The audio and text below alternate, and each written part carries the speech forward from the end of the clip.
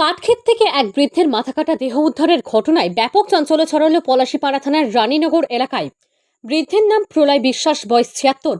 তার বাড়ি ওই এলাকাতেই। বৃহস্পতিবার বিকালে রানীনগর ফেরিঘাটের কাছে পাটক্ষেত থেকে ওই বৃদ্ধের দেহ উদ্ধার হয়। পরিবার সূত্র জানা গিয়েছে, এদিন সকালে পাটক্ষেতে যাওয়ার জন্য বাড়ি থেকে বেরিয়েছিলেন ওই বৃদ্ধ। দুপুরে বাড়ি না ফেরায় খোঁজাখুঁজি শুরু করেন পরিবারের লোকজন। এরপরেই পাটক্ষেতের ভিতরে তার ক্ষতবিক্ষত ও ধর থেকে মাথা আলাদা দেহ পড়ে থাকতে দেখতে পাওয়া যায়।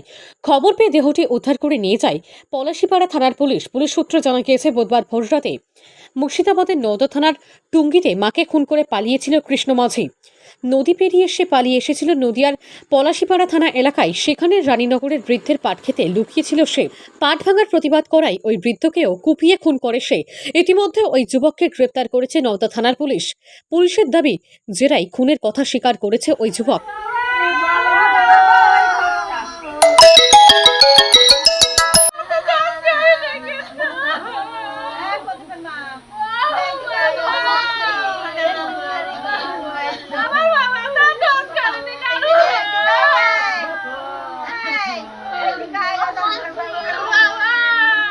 আমি যখন সকালবেলায় বাবা আসার পরে যখন বেলা 3টে বেজে যাওয়ার পরেও বাড়ি ঢোকেনি, তখন আমি বাড়ি থেকে আবার বেরোলাম বাবাকে খুঁজতে আমাদের চাষের জমিতে। আসার পরে খুঁজে প্রথমে না পেয়ে ভাটা থেকে আর একজন ছিল, তাকে সঙ্গে করে নিয়ে আমরা খোঁজার পরে পাটের জমিতে দেখলাম ওরকম কাটা অবস্থায় রক্তাক্ত অবস্থায় পড়ে আছে। কী করতে পারে কে করা বলতে এমনি ওখানে যারা বলছে সকাল থেকে একটা ছেলে ঘোরাফেরা করছিল আর কি, মানে টুঙ্গিতে বাড়ি। ওর মাকে আগের দিন রাতে কেটেছিল, পুলিশ তাকে খুঁজছে।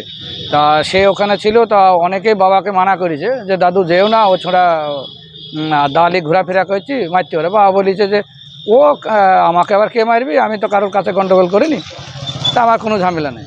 তো ওই না এই কথা মানে ওরা বলেছে। তারপরে আমরা যখন খবর দিই, পুলিশে নিয়ে যাওয়ার পরে আমি ওসি সাহেবের সঙ্গেও কথা বললাম। উনি বললেন যে নওদা থানায় ওই লোককে অ্যারেস্ট করা হয়েছে, কৃষ্ণ মাঝির নাম।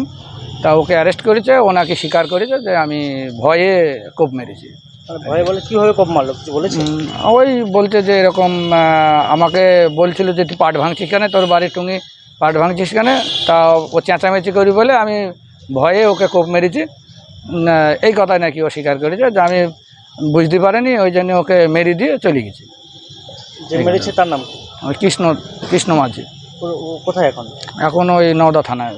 পুলিশকে আশ্বস্ত করলো আপনাকে? হ্যাঁ, পুলিশ আছে বলে আমাদের কাছে রিপোর্ট এসছে, তাই পোস্টমর্টম হবে। এর সঙ্গে ওর যে মানে দাড়ি কেটেছে, সেই দায়ে রক্তও লাগা পাওয়া গিয়েছে। বললো আমরা পরীক্ষা করে দেখছি, তাছাড়া অন্যান্য যদি কিছু থাকে সেটা আমরা তদন্ত করে দেখব। পলাশীপাড়া থেকে আলামিন শেখের রিপোর্ট, জি নিউজ বাংলা।